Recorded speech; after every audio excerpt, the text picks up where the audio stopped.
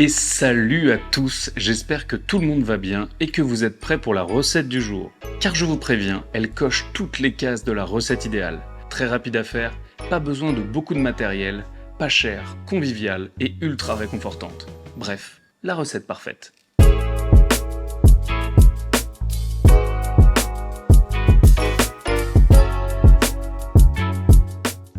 Ok, c'est bon, vous avez faim là?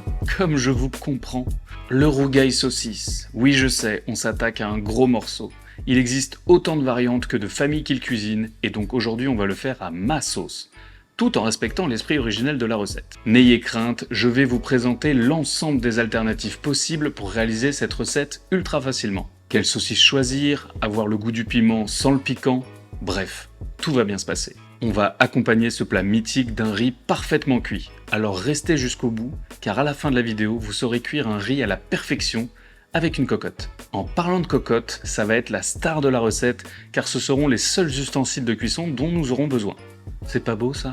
Je trouve que les cocottes sont formidables pour cuisiner quand on a du monde. Ça mijote tranquillement jusqu'au moment de manger, on apporte directement sur la table, et hop, on se régale. J'adore. Bref, j'espère que vous êtes chauds les gars. Ça part sur un rougail. Et on commence avec notre chère mise en place. Car oui, si vous voulez être plus efficace dans votre manière de cuisiner, je vous conseille de tout préparer à l'avance. Comme ça, lorsque toutes nos découpes et préparations sont prêtes, on peut se focaliser sur la cuisson.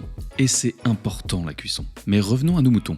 Enfin plutôt nos oignons. Nous allons les émincer finement. Je trouve que ça va donner une texture parfaite à notre plat. Et à nos larmes aussi.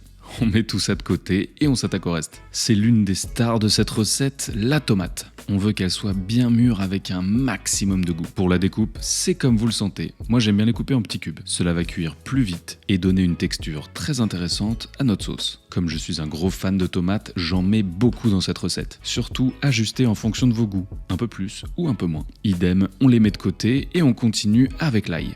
Pour moi, le plus simple, c'est de le passer à la micro-râpe. Mais vous pouvez le presser ou le couper en tout petits morceaux. Le but, c'est qu'il soit assez fin pour bien se lier à la sauce. On fait une bonne grosse cocotte familiale aujourd'hui, donc on veut pas mal d'ail. On la débarrasse dans un petit pot et on va répéter l'opération avec un morceau de gingembre. Petite astuce pour éplucher plus facilement du gingembre, utilisez la pointe d'une cuillère. C'est très efficace et ça se glisse dans tous les petits coins.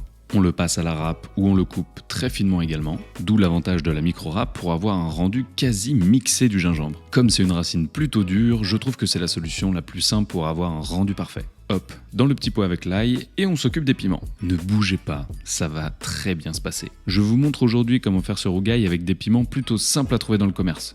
Mais en gros, l'idée c'est d'avoir des gros piments pas trop puissants. Avec eux, on va aller ramener du goût dans le plat. Et des piments un peu plus petits, qui, comme leur taille ne le laisse pas deviner, sont très mesquins.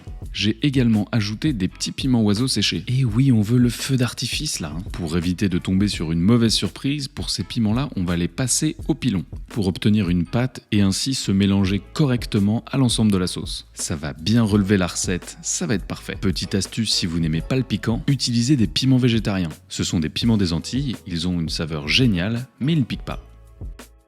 On mélange ensuite la pâte de piment avec l'ail et le gingembre. Et alors là, je peux vous dire qu'on a une base de saveurs incroyable.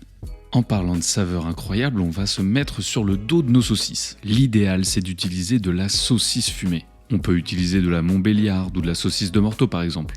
Et première étape très importante, on va les faire bouillir quelques minutes dans l'eau. Pour faire moins de vaisselle et donner un peu de goût à notre Cocotte-Staub, on va mettre les saucisses directement dedans. Pour la cuisson, ça dépend évidemment de la taille de ces dernières. Comptez entre 4 et 5 minutes. Ça sent déjà divinement bon tout ça. Le temps est écoulé, on peut donc sortir nos saucisses et les mettre de côté. Laissez-les refroidir un peu avant de les couper, ça vous évitera de vous brûler les doigts. Aujourd'hui, je les coupe en biseau pour 3 raisons. Petit 1, je trouve ça très beau. Petit 2, ça permet d'avoir des morceaux plus gros. Et petit 3... Eh ben, il n'y a pas de petit 3. On réserve nos saucisses et on va pouvoir passer à la cuisson de tout ça. On utilise toujours la Cocotte-Staub en fonte, idéale pour ce type de cuisson. On y verse un filet d'huile de tournesol et quand elle est bien chaude, on dépose nos saucisses. L'idée avec cette première étape est de marquer les saucisses, pour la couleur et surtout pour le goût. Quand on est satisfait du marquage, on peut ajouter les oignons. On mélange l'ensemble pour avoir une cuisson homogène et réussir à faire fondre les oignons plus facilement.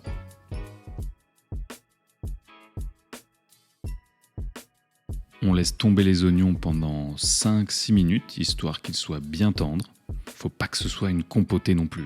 Et on ajoute du curcuma. Une demi-cuillère à café de coriandre moulu. J'ai mis un peu de paprika, du poivre et une bonne pincée de sel. C'est l'heure de déposer dans la cocotte notre pâte piment, ail, gingembre, un petit déluge de thym. Et on remélange bien pour incorporer toutes ces nouvelles saveurs. Avec les épices, on va avoir une couleur magnifique. Et alors en termes d'odeur, vous n'êtes absolument pas prêts. Vos voisins non plus d'ailleurs. On enchaîne avec une avalanche de tomates. Et une fois n'est pas coutume, on mélange. Ça paraît plutôt logique, mais c'est quand même bien de le préciser.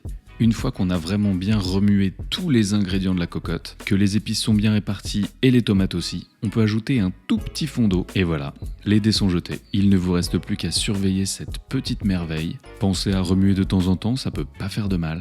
Et maintenant on va bien laisser réduire tout ça entre 25 et 30 minutes. On veut que ce soit réduit et compoté, alors n'hésitez pas à laisser cuire un peu plus si besoin. On referme notre cocotte pour tenir le tout au chaud et on s'occupe du riz. Vous allez découvrir une technique de cuisson magique. Première étape très importante, on nettoie son riz avec de l'eau froide. On filtre l'eau et on répète l'opération au moins 3 fois.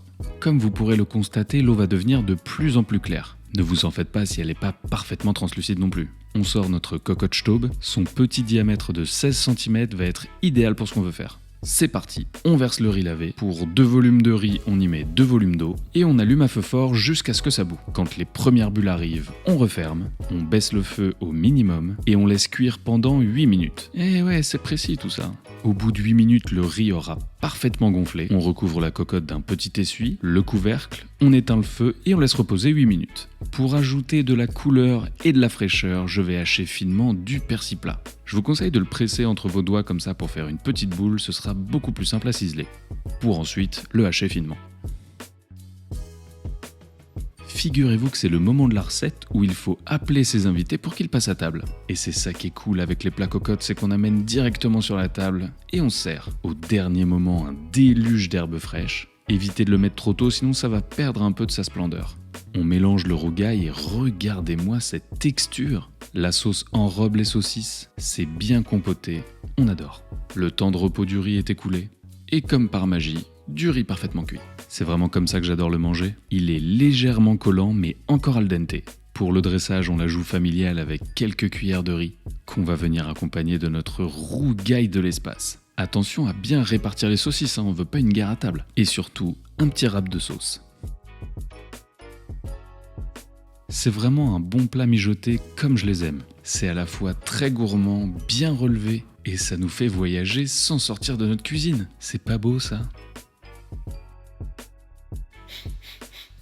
Je suis sûr que vous avez réussi à sentir l'odeur de cette petite merveille jusque dans votre canapé. D'ailleurs, il va falloir en sortir tout de suite pour aller faire les courses, parce que je pense que ça vous a donné faim. Si c'est le cas, n'hésitez pas à liker, partager et commenter la vidéo pour nous donner un max de force pour la suite. N'oubliez pas de vous abonner pour ne pas manquer les prochaines recettes. Je veux pas vous spoiler, mais ça va être extraordinaire. Je vous dis à très vite pour de nouvelles aventures. C'était Hugo, vous êtes toujours sur Woogies. Bon appétit, ciao.